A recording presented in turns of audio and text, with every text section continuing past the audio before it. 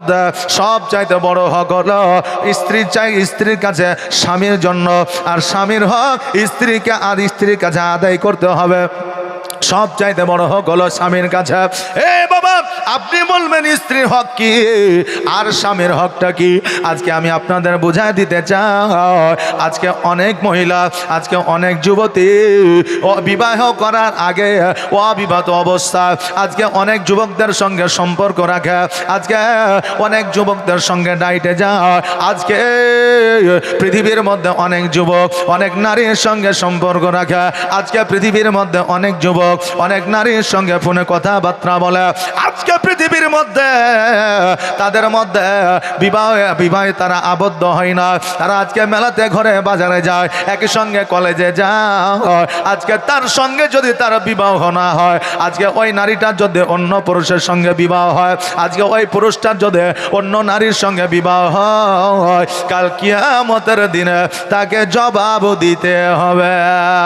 কেন না আজকে অন্য নারীর সঙ্গে তুমি সম্পর্ক করেছ, আজকে অন্য নারীর সঙ্গে তুমি রাত কাটিয়েছ, আজকে অন্য নারীর সঙ্গে তুমি কথাবার্তা বলেছ। ওই হকটা তোমার বিবির ছিল, আজকে তোমার বিবির হকটা তুমি অন্য নারীকে দিয়েছ। এই জন্য এই হকের বিচার কাল কিয়ামতের দিনে হবে। কথা কি আমার ক্লিয়ার বুঝতে পারছেন? জি, শুধু মিষ্টি ওয়াজ শুনলেই হবে না, কিছু খাটা মিঠারও দরকার আছে, না নাই বলেন? যে পরিস্থিতি প্র্যাকটিক্যাল জীবনে যেটা চলছে আমাদের, সেই বিষয় নিয়ে কিছু ওয়াজের বাবা দরকার আছে। সেই বিষয় নিয়ে আমাদের মা বোনেদেরকে নিয়ে কিছু ওয়াজের দরকার আছে, আমাদের বাপজি ভাইদেরকে নিয়ে কিছু বাবা ওয়াজের দরকার আছে। হ্যাঁ বাবা, আজকে বর্তমানে আমাদের অনেক মা বোনেরা আছে অন্য যুবকদের সঙ্গে সম্পর্ক রেখেছে, বাপ মা অন্য যুবকের সঙ্গে বিবাহ দিয়েছে। এই নারীকেও কাল কিয়ামতের দিনে আপনাকে আপনার জবাব দিতে হবে, কারণ ওই স্বামীর হকটা অন্য পুরুষকে দিয়েছে। জোরে বলে নাউজুবিল্লাহ। বাবাজি ভাইরা, কিতাবের মধ্যে আপনার বর্ণনা করেছে একটা সময় ছিল, যেই সময়ে আরবের বুকে একজন মদিনার ইমাম কিতাবের মধ্যে আপনার লিখনে লিখে দিয়েছে যে একজন যুবক সর্বদা আল্লাহর ইবাদত বান্দি করে, একজন যুবক আল্লাহ 5 ওয়াক্ত নামাজ আদায় করে। বাবারে, আজকে আমরা মনে করে 5 ওয়াক্ত নামাজ আদায় করলে আল্লাহকে পাওয়া যাবে। আজকে মনে করে 5 ওয়াক্ত নামাজ আদায় করলে আল্লাহ খুশি হয়ে যাবে। 5 ওয়াক্ত ইবাদত আল্লাহর দরবারে যদি আমরা করে, আল্লাহ আমাদেরকে জান্নাত দিয়ে দিবে। আরে বাবা, জান্নাত তো সহজ নাই রে বাবা। জান্নাত তো বান্দাদের জন্য তৈরি করা হয়েছে। জান্নাত কোনো পশুর জন্য তৈরি করা হয় না, জান্নাত কোনো জীবজন্তুর জন্য তৈরি করা হয় না, জান্নাত কোনো শিয়াল কুকুর মুরগি বাঁদর আপনার ইঁদুরের জন্য তৈরি করা হয় না। এই জান্নাত যদি তৈরি করা হয়, একমাত্র বান্দাদের জন্য তৈরি করেছে। জোরে বলেন সুবহানাল্লাহ। এ বাবা, আল্লাহ মানুষকে জান্নাত দেবে বলে তৈরি করলে, কিন্তু আল্লাহ মানুষকে যারা গুনাহ করবে তাদেরকে জান্নাত দেবে না। কারণ আল্লাহ তাবারাক তাআলা বলে দিয়েছে, বান্দারা, পৃথিবীর মধ্যে তোমাকে আমি পাঠিয়েছি তোমার পরীক্ষা নেওয়ার জন্য। তুমি পরীক্ষায় পাস করবে, আমি আল্লাহ জান্নাতে দেব। তুমি পরীক্ষায় ফেল করবে, আমি আল্লাহ জাহান্নামে দেব। আরে বান্দা, আল্লাহর ইবাদত 5 ওয়াক্ত নামাজ পড়বেন ঠিকই, তার সাথে সাথে নফল ইবাদতগুলো করবে, তার সাথে সাথে পিতা মাতার সেবা করবে, তার সাথে সাথে বিবির সঙ্গে সৎ ব্যবহার করবে, তার সাথে সাথে সন্তানদের সুশিক্ষায় শিক্ষিত করবে, তার সঙ্গে সঙ্গে পাড়া প্রতিবেশীর সঙ্গে ভালো ব্যবহার করবে। এতে আল্লাহ তাবারাক তাআলা খুশি হয়ে যাবে। আপনি বলবেন, হুজুর গো, আল্লাহ তো 5 ওয়াক্ত নামাজ আমাদের জন্য ফরজ করেছে, অতএব ওই নামাজটা পড়লেই তো কাফে। এ বাবা, নামাজ 5 ওয়াক্ত পড়বে, আপনার জীবনে গুনাহ হবে না, এটা ঠিক, আপনার ফরজটা আদায় হয়ে যাবে, কিন্তু আল্লাহর নিকটতম হওয়া যাবে না।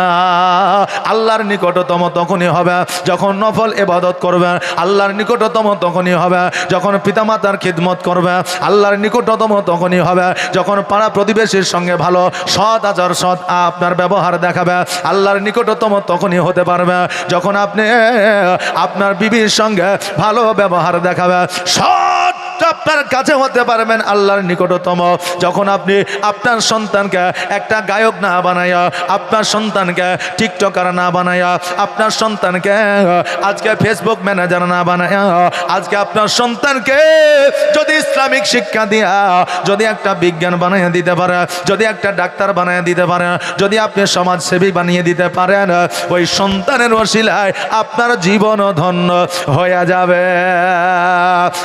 বেরাদা, এই জন্য আপনাদের বলে নফল ইবাদত করবে, আপনি বাপ মার খিদমত করবে, বিবির সঙ্গে সদ্ব্যবহার দেখাবেন, সন্তানদের সঠিকভাবে লালন পালন করবেন, পাড়া প্রতিবেশীর সঙ্গে ভালো ব্যবহার দেখাবেন।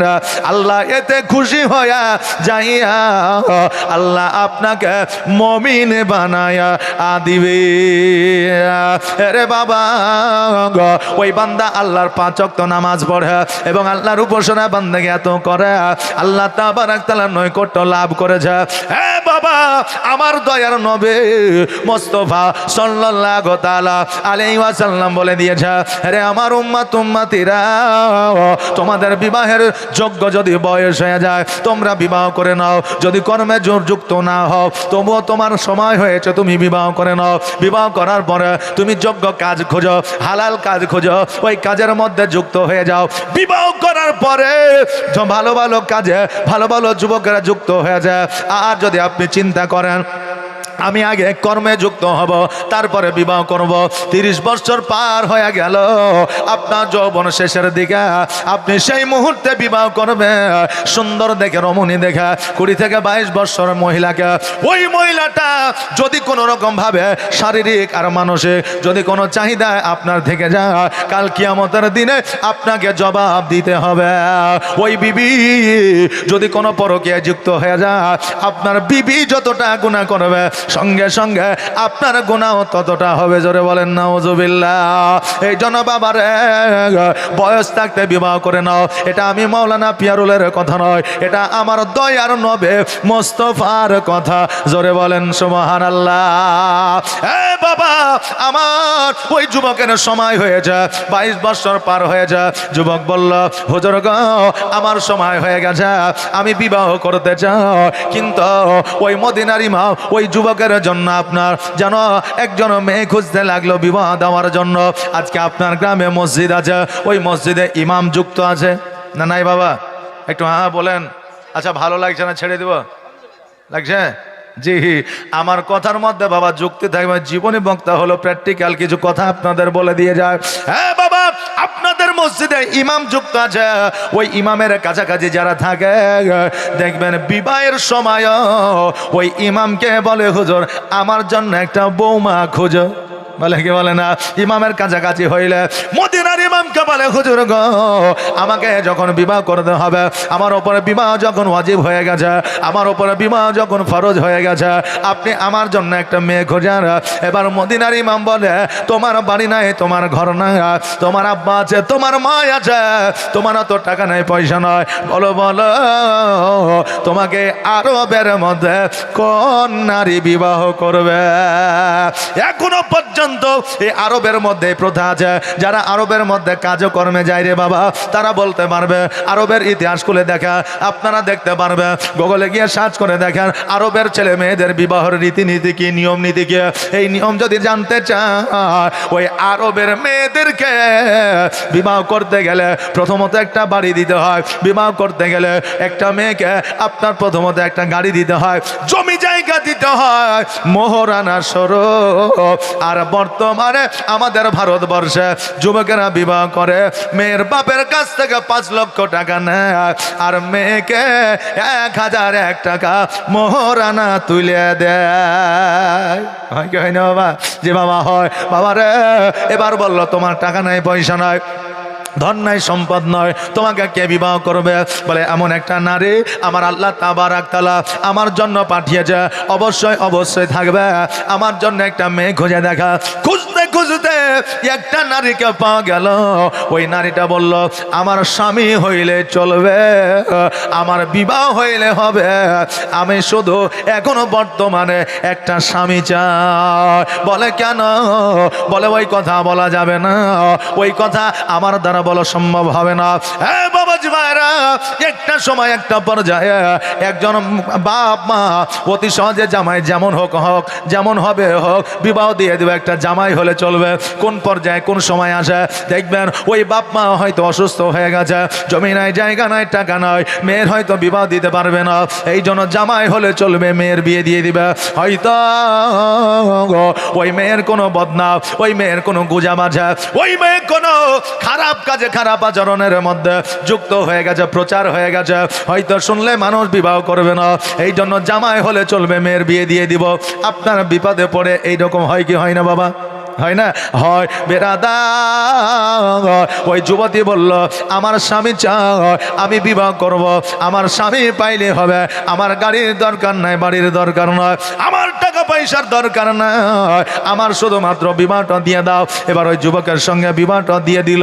এবার বিবাহ দিয়ে দেওয়ার পরে বাসর রাত্রিতে বিবি মুখটাকে ঢাকিয়া পর্দার মধ্যে রহিয়া যেন অঝার নয়নে বাসর রাত্রে যেন কান্দে।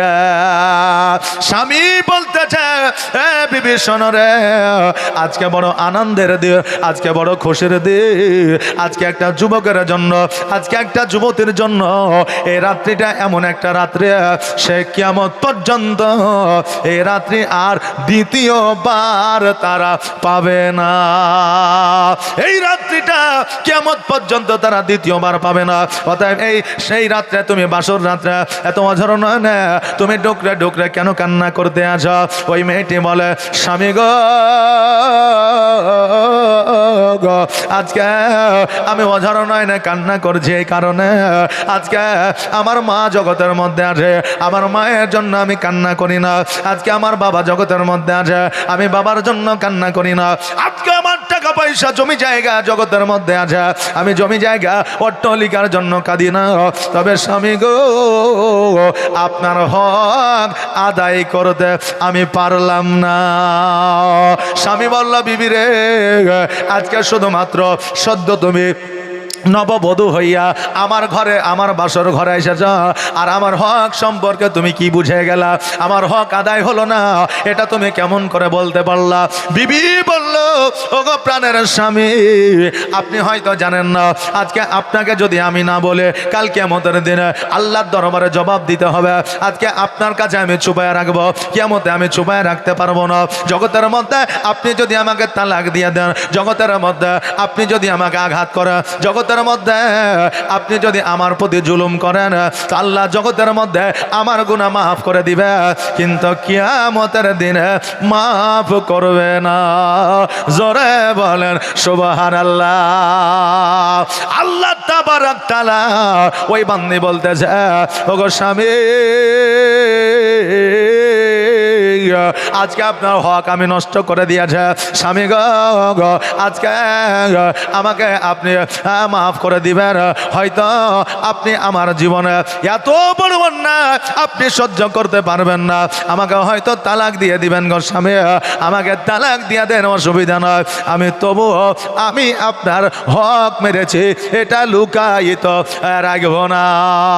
বলে বিবিরা কি এমন হক আমার মেরেছ বলো? বলে স্বামী গো, একজন স্বামী যখন বিবাহ করে নতুন বধূ নিয়ে আসে, নতুন কন্যা নিয়ে আসে, তখন তার হক থাকে এটা, আমি আমার বিবির শরীরে, আমি আমার বিবির গায়ে, আমি আমার বিবির চেহারা আমি একমাত্র তার স্বামী দেখব, আমি একাই তার শরীর স্পর্শ করব, দ্বিতীয় কোনো পুরুষ স্পর্শ করবে না কিয়ামত পর্যন্ত। জোরে বলেন সুবহানাল্লাহ।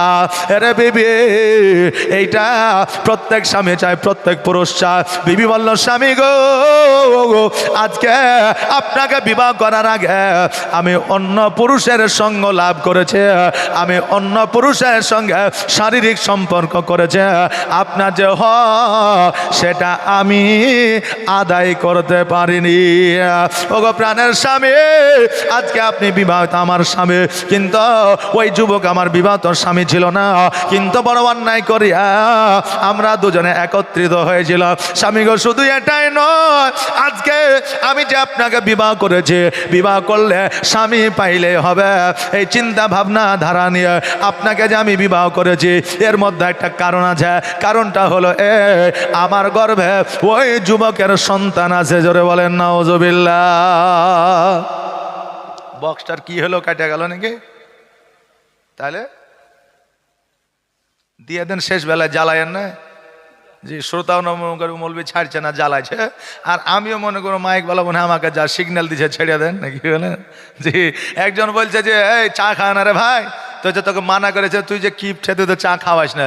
বলছে আমি অত কিপটে, এই যা রহমানের দোকানে যা, তুই যা খাবি খাইলে দিয়ে। বলছে ও তাহলে খাইলি? বলছে বলছে হ্যাঁ। ও চলে গেল, ও দূর থেকে বলছে রহমান ভাই যা খাবে দিয়ে দিও, মানে যা খাবে দিয়ে দিও, হাতে মানা করছে, কথা বুঝলেন না? তাই যে সিগন্যাল হইলে হ্যাঁ তোকে ভাত দিব কে দিবে না তুই কিলে বুঝতে পারিস না, আবার করিয়েন না ভাই। মাইকটা ঠিকঠাক বাজান, আমি শ্রোতাদের মধ্যে আর 10টা মিনিট সময় নেব। অসুবিধা আছে বাবা? অসুবিধা নাই। বাবজি ভাইরা, আমার মায়েরা, আমি যেটা বলতেছিলাম, ওই যুবতী বলতেছে হুজুর গো, আজকে আপনার হক আমি নষ্ট করেছে, আজকে এত দ্রুত ভাবে আপনাকে বিবাহ করার কারণটা হলো আমার গর্ভে ওই যুবকের সন্তান রয়েছে। স্বামী গো, আজকে আমার এই সন্তানকে আপনি স্বীকৃতি দেবেন না, যেহেতু আপনার সন্তান নয়, যেহেতু আপনার সন্তান আমার গর্বে নয়। স্বামী গো, এই অবস্থাতে বিবাহ আমাদের হবে না, আমি প্রকাশ করি না। এই জন্য আজকে জগতের মধ্যে আমরা দুইজনে স্বামী আর স্ত্রী। ও গো স্বামী, আগামীকালকে যদি এই সন্তান আমার গর্বে থাকতো, তবে আমার বদনাম করতো, আমার জন্য অনেকে লানত দিত, এই মহিলাটা ভালো নয়, এই যুবতী ভালো নয়, এই জন্য তার গর্বে বিবাহের আগে সন্তান চলে এসেছে। স্বামী, আমি এই জন্য বিবাহ করেছি, এখন আমার গর্ভের সন্তান আছে, এখন কেউ বলতে পারবে না আমি খারাপ মহিলা। স্বামী গো, আজকে সন্তান জারি হোক না কেন, গ্রামের মানুষ জানবে আপনার সন্তান, পাড়া প্রতিবেশী জানবে আপনার সন্তান, এলাকাবাসী জানবে আপনার সন্তান। 6 মাস হোক, 8 মাস হোক, 9 মাস হোক, 10 মাস হোক, যতই মাস হোক না কেন, এখন যেহেতু আমি আপনাকে বিবাহ করেছি, আজকের সন্তানের বয়স হলো আমার 1 সপ্তাহ। অতএব সবাই ভাববে আপনার সন্তান, আপনি একাই জানলেন এটা আপনার সন্তান নয়। ওগো স্বামী, আমি এই জন্য কান্না করতেছি যে আপনার হক আমি আদায় করতে পারিনি।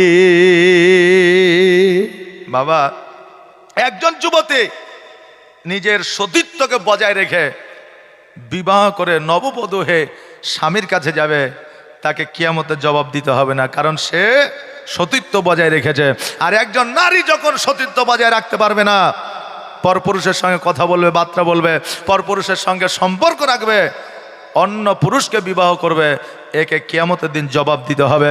আমরা জানি, আমরা আলেম ওলামার মুখ থেকে শুনেছি, জীবনে অনেক গুনাহ, সাগিরা কাবিরা গুনাহ মাফ হয়ে যায়, কিন্তু হক মারার গুনাহ মাফ হয় না। এই জন্য মা বোনদের বলবো, সাবধান হয়ে যাও, হুঁশিয়ার হয়ে যাও, স্বামীর হক কখনো মারবে না। যুবক ভাইদের বলবো, তোমরা বিবির হক কখনো মারবে না, কারণ এর গুনাহ আমার আল্লাহ তাবারাক তাআলা ক্ষমা করবে না। শেষ বয়সে যতই ইবাদত বন্দেগি করো না কেন, শেষ বয়সে যতই হজের উদ্দেশ্যে লক্ষ লক্ষ টাকা খরচ করে বার হয়ে যাও না কেন, তোমার হক, তোমার ইবাদত এই হক মারার কারণে আল্লাহর দরবারে কবুল হবে না। এরে বাবা, ওই আল্লাহর মুমিন বান্দা যুবক বলল, বিবিরে, আজকে আমার দয়া নবী বলে দিয়েছে, অপরের দোষ ত্রুটি যে একজন ঢেকে রাখে, আমি আল্লাহ তার দোষ ত্রুটি ঢেকে রাখি। জোরে বলে সুবহানাল্লাহ। কাউকে দেখলেন কোনো গুনাহ করতে, আজকে পাড়াতে না রটাইয়া ওই বান্দাকে ধরে বললেন, এই কি ব্যাপার, কি করছিস, এই গুনাহটা কেন করলি, সুধরে যা, দরকার হলে 2টা থাপ্পড় মারেন, নইলে তার আপোষে যার কাছে শাসন হবে তাকে বলে। কিন্তু পাড়াতে বলিয়েন না, কারণ ওই যুবকটার আপনার মান ও সম্মানের ব্যাপার আছে। নিজের সন্তানকে আমার নবীজি এমন করে শাসন করতে বলেছে। হয়তো দেখা গেল বাজারে গেছে, এই যে মেলা হচ্ছে না, এই যে জালসাতে, অনেক ছেলেরা মেয়েরা ছোট ছোট বাচ্চারা যাচ্ছে দাদুর হাত ধরে পোতার হাত ধরে বাপের হাত ধরে এখন বাজারে যাওয়ার পরে বলছে আব্বা আমি গাড়ি নিব নাহলে জিলাপি নিব বাদাম নিব বলছে না তখন আমরা মার বাক চর সামনে তোর পরীক্ষা আছে তারপরে কালকে গাড়ি কিনে দিলাম আবার কিসের গাড়ি যায় বলি কি বলি না কিন্তু আমার নবী বলেছে এভাবে সন্তানদের শাসন করা নিষেধ করা যাবে না তোমার সন্তানকে তুমি বাড়িতে নিয়ে এসে শাসন করো আর লোকের সামনে তোমার সন্তানের প্রশংসা করো আমার সন্তানের আচার আচরণ ব্যবহার সব চাইতে ভালো ওই সন্তানটা লজ্জা করবে ব্যবহার খারাপ করতে ওই সন্তানটা লজ্জা করবে লুচ্চা হয়ে গ্রামে চলতে কারণ আমার বাপ আমার এত নাম করে আমি যদি এখন লুচ্চা হয়ে যায় আমার বাপের মান ও সম্মান থাকবে না ওই সন্তানটিকে যদি মানুষের কাছে খারাপ করে আমার সন্তানের চাইতে খারাপ সন্তান জগতে নয় এই কথা যদি আপনি বলেন ওই সন্তানটা খারাপ কাজ করতে ইতস্তত বোধ করবে না সে বলবে আমার আব্বা তো জানে আমি খারাপ ছেলে ভালো না কথা কি আমার বুঝতে পারলে এই জন্য আমার নবী বলেছে সন্তানকে শাসন করলে ঘরের মধ্যে শাসন করো বিবিকে শাসন করলে ঘরের মধ্যে শাসন করো পাড়া প্রতিবেশী মানুষের জনসম্মুখে নয় কারণ তার মান প্রেস্টিজ আছে যদি তার মান প্রেস্টিজে যদি আপনার উড়ে যায় যদি তার লজ্জা হায়া যদি চলে যায় তাকে কিয়ামত পর্যন্ত আর শাসন করা যাবে না রে বাবা ওই যুবক বলল বিবি রে আমি তোমার এই কুকর্ম আমি তোমার এই বদনাম আমি কারো কাছে প্রকাশ করব না কিন্তু বিবি শোনো আমি তোমার সঙ্গে কিয়ামত পর্যন্ত সম্পর্ক রাখবো না তোমাকে আমি বিবি বলে স্বীকৃতি দিতে পারবো না অতদিন পর্যন্ত দিতে পারবো না যতদিন পর্যন্ত তোমার সন্তান জগতের মধ্যে ভূমিষ্ঠ না হইবে ইসলামিক আইন কানুন বলে কিছু আছে শরীয়তে আইন কানুন বলে কিছু আছে বাবারে এবার ওই নারী যেন অঝার নয়নে কান্না করতে করতে রাত্রিবেলায় বাসর রাত্রিতে ঘরের মধ্যে শুয়ে গেল ওই পুরুষ নিচে বাবা শুইলে ওই মহিলাকে ছাড়িয়া দূরত্ব বজায় রাখা শুইলা সকালবেলা এবার বাপ মাকে বলছে মা গো আমি একটু বিদেশে যাইতে চাই বলে কেন বলে এমনি বিবিকে নিয়ে ঘুরতে যেতে চাই এবার বলল ঠিক আছে ঘুরে আসো এবার ওই বিবিকে লইয়া বিদেশে গেল বিদেশের মধ্যে কর্মরত হইল আর ওই বিবিকে নিয়ে সংসার করতে শুরু করলো কিন্তু বাবা কোনো ছোঁয়াছুঁই হয় না কোনো শারীরিক সম্পর্ক নাই তার কারণ তারা জানে আমরা স্বামী আর স্ত্রী নয় এটা জগতের জন্য আমরা স্বামী স্ত্রী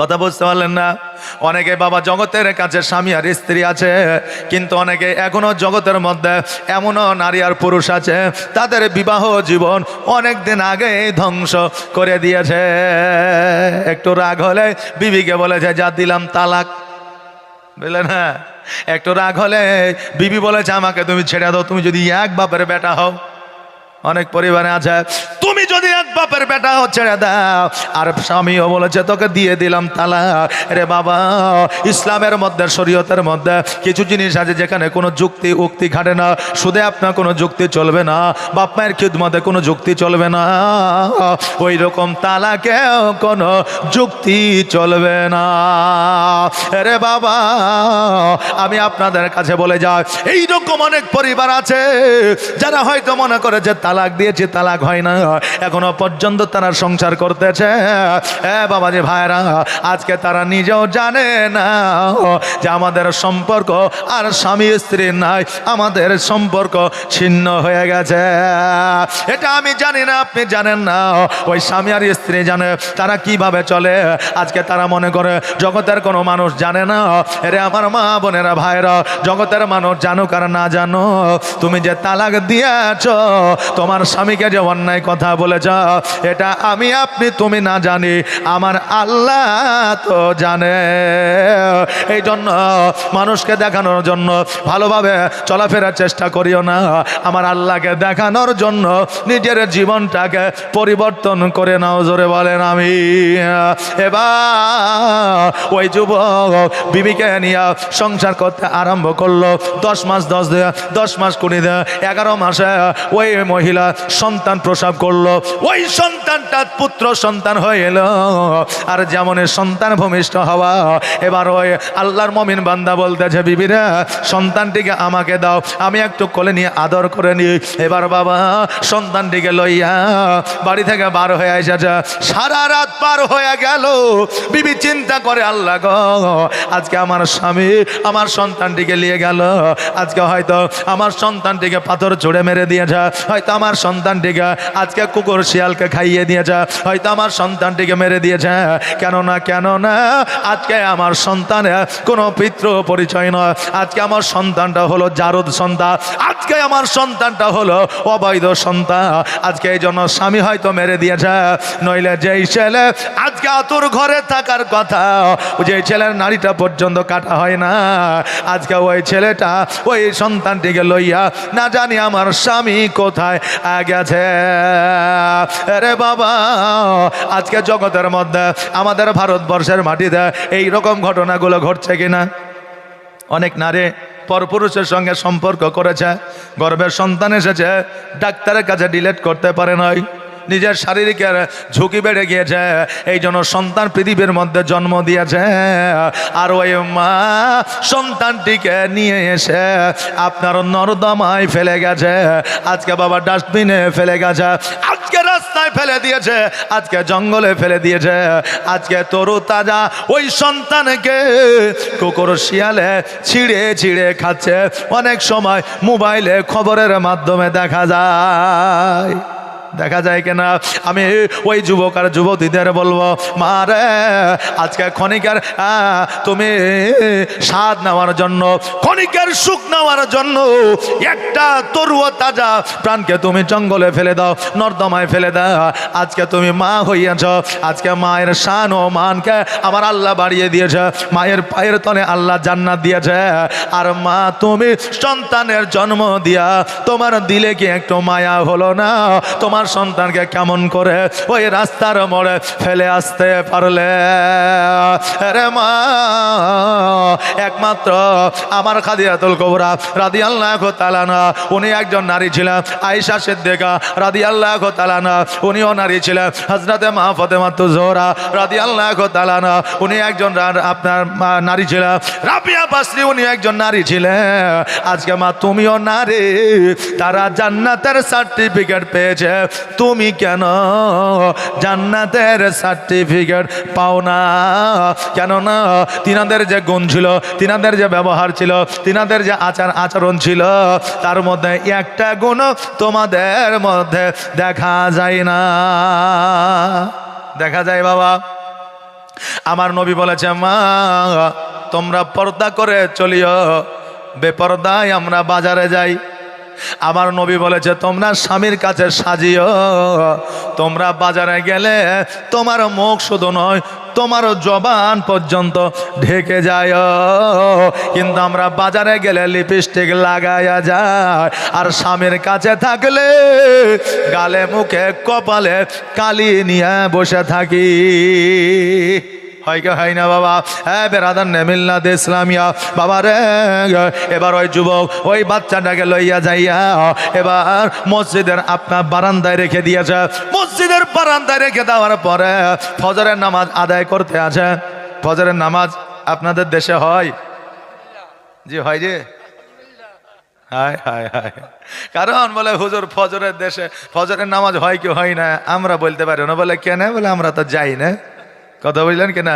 একজন দাওয়াত করছে, বলছে হুজুর আমার ছেলের বেটার মুসলমানি মানে খাতনা, আপনাকে একটা মিলাদ করে দিতে হবে। তো কখন যাইতে হবে? বলছে সন্ধ্যাবেলায় চলে আসবেন। আমি বললাম যে সন্ধ্যাবেলায় বলতে তাহলে মাগরিবের নামাজ ওখানে যেয়ে পড়িব।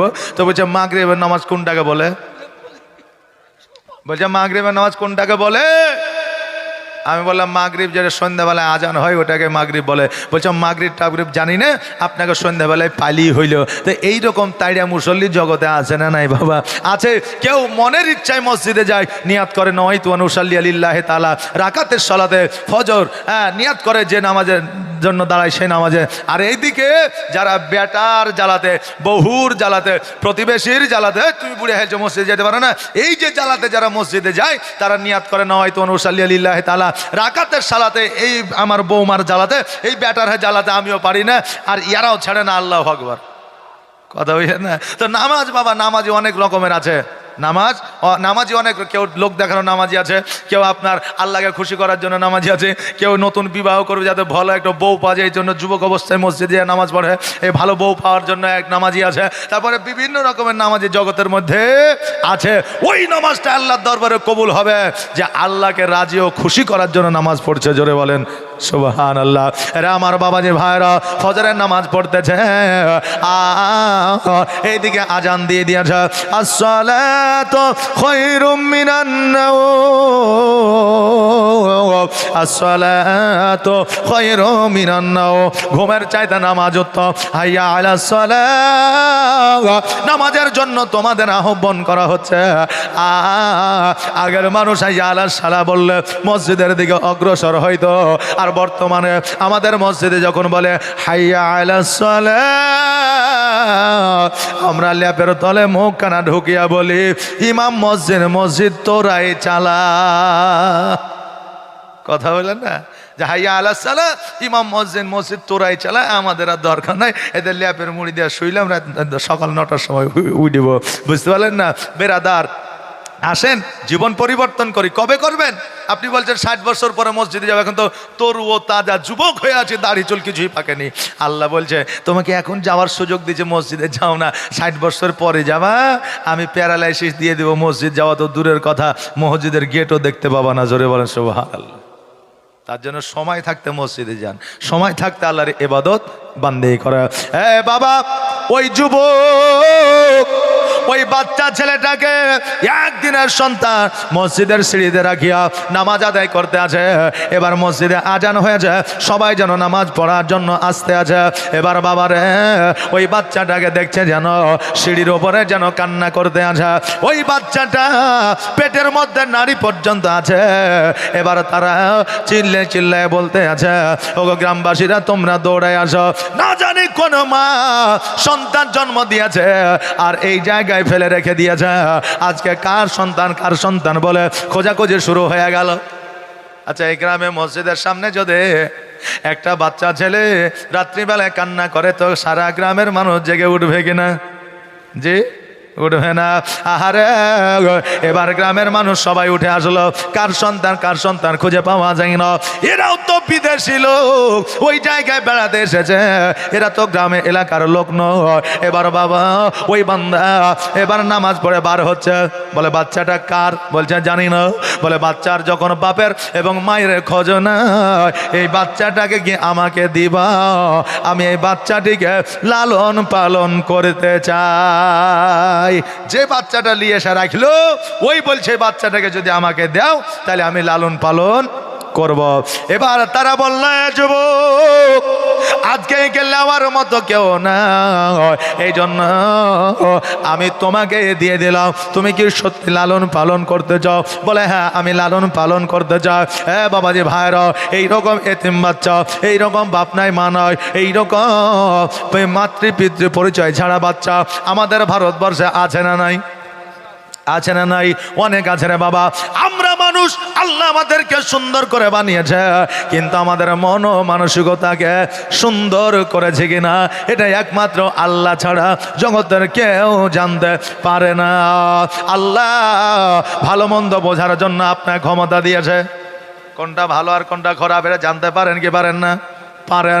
কিন্তু বাবারে মানুষের মন কিয়ামত পর্যন্ত চেনা যায় না। একজন স্বামী বিবির সঙ্গে 40 বছর ঘর করলো, সংসার করলো। একজন বিবি 40 বছর স্বামীর সঙ্গে ঘর করলো, সংসার করলো। এইদিকে বিবি জামাই ছাড়িয়া অন্য পরপুরুষের হাত ধরে পালিয়েছে। এইদিকে অনেক যুবক বিবি ছাড়িয়া অন্য নারী নিয়ে পালিয়েছে।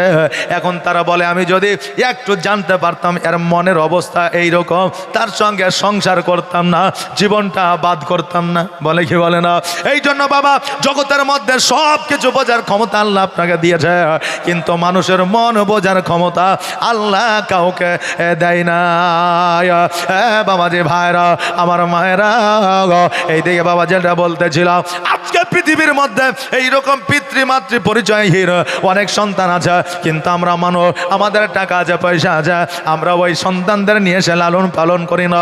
বাবারে আজকে জগতের মধ্যে তাদের মা দোষ করেছিল, তাদের বাপ দোষ করেছিল, কিন্তু ওই ছোট্ট ছোট্ট বাচ্চাগুলো কি দোষ করেছে, তাদেরকে আমরা এইভাবে শাস্তি দিয়ে থাকি। বাবা, আমাদের ইসলাম হয়তো তাদেরকে শাস্তি দেওয়ার হুকুম দিয়েছে, কিন্তু বাবা আমরা ভারতবর্ষে বসবাস করি, তার জন্য আইন পরিবর্তন হয়ে যাবে। বাবারে আজকে ওই মাতৃ পরিচয় ছাড়া, পিতৃ পরিচয় ছাড়া ওই শিশুদেরকে নিয়ে এসে যদি আমরা লালন পালন করি, তারা সুশিক্ষায় শিক্ষিত হবে, তারা ভালো পরিবেশে মানুষ হবে। আজকে ফুটপাতের সন্তান হইয়া চোর ডাকাত মস্তান হবে না, কিন্তু আমরা মানুষ হইয়া মানুষকে আমরা দেখব না, লাখ লাখ টাকা দিয়া কুকুর আর বিলাই পুষব। মানুষকে আমরা পুষি না, তাই না? কিন্তু যারা সেলিব্রিটি আছে, কিন্তু যাদের টাকা আছে, কিন্তু যাদের পয়সা আছে, তারা লাখ লাখ টাকা খরচা করে বাবা কুকুর পুষে। এই পুষে কি পুষে না? মাসে মাসে ডাক্তার নিয়ে এসে পর্যন্ত ট্রিটমেন্ট করে। তারা নিজের বাবা মার ট্রিটমেন্ট ঠিক মতো করে না, কিন্তু এই কুকুরের মাসে মাসে ট্রিটমেন্ট করে। আজকে তোমার যতই টাকা থাক না কেন, তোমার বাবা আমাকে অবহেলার চোখে দেখলাম, তোমার টাকা কবরে যাবে না, কেননা কফনের কোনো পকেট নাই। কাফনের পকেট আছে বাবা। বাবাজি ভাইরা, আমার মায়েরা, ওই যুবক কিন্তু ওই সন্তানটিকে নিয়ে গেল, তার মায়ের কাছে গিয়ে দিল, বিবি সন্তানটা তুমি নাও। আজকে এই এলাকার সবাই জানে সন্তানটা কুড়িয়ে পেয়েছি। আজকে সন্তানটা জানবে না যে জানবে না যে আমার বাবা এটা, আমিও জানতে দিলাম না যে এর বাবা হলাম আমি। আজকে যদি মানুষকে না জানাইতাম, এই সন্তানটা মনে করতো এটাই আমার আব্বা। তুমি হয়তো পরিচয়টা দিতে এটাই ওর আব্বা। আজকে আমার বাড়িতেও জানতো যে আমি তার আব্বা, আমার সন্তান। এই জন্য আল্লাহ তাবারাক তাআলার দরবারে কাল কিয়ামতের দিনে জবাব দিতে হইতো। এই জন্য আমি এইটা করেছি, মানুষকে জানাইয়া দিলাম সন্তানটা আমি মানুষ করব, আমি চেয়ে নিয়েছি। এবার বাড়িতে জানাইয়া দিলাম, মা ও গো আমার আব্বা, আজকে আমরা একটা সন্তান কোনায় পেয়েছি, এই সন্তানটিকে লালন পালন করব। বাপ মা রাজি হয়ে গেল। আজকে ওই সন্তানটিকে নিয়ে বাড়িতে এসে তারা লালন পালন করে দিল। পরবর্তীতে তাদের যখন ইদ্যত আপনার পূর্ণ হয়ে গেল, তখন আবার তারা পুনরায় বিবাহ করলো, কিন্তু বিবিকে সে তাড়াইয়া দিল না, তালাক দিয়ে দিল না। বাবা, আজকে তোমার যৌবন আছে, তোমার ক্ষমতা আছে, তোমার পাওয়ার আছে, তাই আজকে তুমি কিছু মনে করো না, কিন্তু 70 বছর 60 বছর যেদিন পার হয়ে যাবে, যেই দিন তোমার সকল সাথ থাকবে না, সেই দিন চিন্তা করবে, আল্লাহ গো, আমার স্বামীর যে হক আমি আদায় করিনি, এর বিচার আমার কিয়ামতের দিনে হবে। সেই দিন তুমি স্বামীকেও বলতে পারবে না। পারবে বাবা? পারবে না। এই জন্য বাবা আমাদের মত কখন চলে আসবে, কখন হয়ে যাবে, এই জন্য আমাদের জীবন পরিবর্তন করা অতি অবশ্যই দরকার আছে। আমি মা বোনদের বলবো জীবন পরিবর্তন করো, বাপজিদের বলবো জীবন পরিবর্তন করো, অটোমেটিক তোমাদের জীবন সুন্দর হয়ে যাবে। কোন জমিনের মাটি আমার হবে গরস্থান, কোন জমিনের মাটি আমার হবে গরস্থান, কাদের চোখের জলে আমি পাইব পরিত্রাণ, কোন জমিনের মাটি আমার হবে গরস্থান, কার কাঁধে চড়ে আমি কবর দেশে যাব, জানি না কার মনা যাতে খোদা রহম পাব, কার কারণে করবে ক্ষমা আল্লাহ মেহেরবান। কোন জমিনের মাটি আমার হবে গোরস্থান, আর কোন জমিনের মাটি আমার হবে গোরস্থান। বাবা রে, আমাদের মত কখনো হয়ে যাবে কেউ বলতে পারবে না। আল্লাহ বলেছে খুলিকুল ইনসানু দাইফা, বান্দারে আমি প্রত্যেকটা মানুষকে একটা সময় দিয়ে একটা টাইম দিয়ে আমি জগতের মধ্যে পাঠিয়েছি। যখন তাদের সময়সীমা সমাপ্ত হয়ে যাবে আমি আল্লাহ তাদের মওত ঘটাবো। জোরে বলেন সুবহানাল্লাহ। এক সেকেন্ড আগেও যাবে না, এক সেকেন্ড পরেও যাবে না। কিন্তু বাবা আমরা মানুষ আমাদের মধ্যে বাবা চালাকি সব জায়গাতেই থাকবে। আমরা কবরে গিয়েও অনেক মানুষ আছে যারা চালাকি করবে, কথা বললেন না, কবরে গিয়েও চালাকি করার চেষ্টা করবে। একজন মুরব্বী বলছে শোন, জীবনে তো পাপ গুনাহ মেলাই করেছি, তো আমাকে পুরানো কবরে ঢালা মাটি দিয়ে দিস। বলে কেন আব্বা? বলছে সেটা আমি বুঝে নিব, পুরানো কাফন দিয়ে পুরানো কবরে আমাকে ঢালা মাটি দিয়ে দিবে। এখন ও মারা গেছে, ওর বেটারা বসিয়ত পূরণ করেছে, পুরানো কাফন দিয়ে পুরানো কবরে ঢালা মাটি দিয়ে দিয়েছে। এখন মুনকার নাকির আসবে, তিনটা প্রশ্ন করবে, তোমার রব কে, তোমার দিন কি, তোমার ধর্ম কি, তোমার নবীকে প্রশ্ন করবে তিনটা। এখন তিনটা প্রশ্ন করছে, মান রব্বুকা, তোমার রব কে? তো ঘুরিয়ে বলছে কবার কবার। কবর কবর মানে তো বলছে তুমি দেখতে পাচ্ছ না পুরনো কবর, পুরনো পাটাটন, পুরনো মাটি, পুরনো কাফন আমার হিসাবের আগে হয়ে গেছে। এখন ফেরেশতা বলছে আল্লাহ তোমার বান্দা তো ভুল বকছে। বলছে ও জাহান্নামের ভয়ে ভুল বকছে আর জীবনের জগতের চালাকি করেছে, তাই এখানে এসে চালাকি করার চেষ্টা করছে, ওকে বিনা হিসাবে টেনে নিয়ে যায় জাহান্নামে ঢুকিয়ে দেয়। কথা বললেন না বাবা, আমরা মানুষ, আমরা কবরেও আল্লাহর সঙ্গে চালাকি করব। কিয়ামতে বলবে আল্লাহ আমাকে জাহান্নাম থেকে এমন একটা জায়গায় দাও, খালি জায়গা যেখানে জান্নাতও নাই জাহান্নামও নাই, ফাঁকা জায়গা, এরকম কিছু মানুষকে রাখা হবে যে যারা জান্নাতও যাবে না জাহান্নামও যাবে না, সুখও পাবে না শান্তিও পাবে না, বুঝলেন না? তো এমন একটা জায়গাতে রাখা হবে, তুমি যে জায়গাতে রেখা দাও। এখন তার ডান দিকে জান্নাত, বাম দিকে জাহান্নাম। মানুষ দেখবেন আগাইতে আগাইতে লাইন লেগে লাইনে, তো ওরাও জান্নাতের দিকে আগাইতে থাকবে, বুঝলেন? এই যে লক্ষ্মী ভাণ্ডারের লাইন হলো, স্বাস্থ্যসাথীর কার্ডের লাইন হলো, তারপরে পাসপোর্টে যে লাইন দিতে হয়, রেশন নিতে যে লাইন দিতে হয়, তো দেখবেন অনেক মা বোনেরা চালাক আছে, আপনার সাথে গল্প করতে করতে গা ঘিসতে ঘিসতে লাইনে দাঁড়িয়ে হলো, হ্যাঁ আমার লাইন ছিল এখানে, বলে কি বলে না, জি বাবা সময় নেব না। তো ওই রকম কিয়ামতের দিনে ওই রকম জায়গায় রাখা হবে, আস্তে আস্তে জান্নাতের দিকে যাবে। আল্লাহ বলে বান্দা কি ব্যাপার, তুমি চাইলে এমন একটা জায়গা তোমাকে দেওয়া হলো, আবার জান্নাতের দিকে কেন? তো বলবে ভালো লাগে, জান্নাতের যে স্বাদ, যে খুশবু, যে মিশকে আম্বার, সেইটা আমরা হালকা হালকা পাচ্ছে, একটু বেশি করে নেওয়ার চেষ্টা করছি। আল্লাহ বলবে তোমার যাওয়ার ইচ্ছা আর আমি আল্লাহ দেওয়ার ইচ্ছা, যাও তোমাকে আমি জান্নাতে দিয়ে দিলাম। জোরে বলেন সুবহানাল্লাহ। বাপজি ভাইরা, আমার মায়েরা, আজকে অনেক ওয়াজ শুনলেন, অনেক কাহিনী, অনেক আদেশ, অনেক ইসলামিক বাণী আপনারা শুনলেন। আমার মা বোনদের বলবো মারে জীবনে অনেক কিছু করিলা, এবার জীবনটা পরিবর্তন করো। বাপজিদের বলবো বাপজি অনেক কিছু করিলেন, এবার জীবনটা পরিবর্তন করো।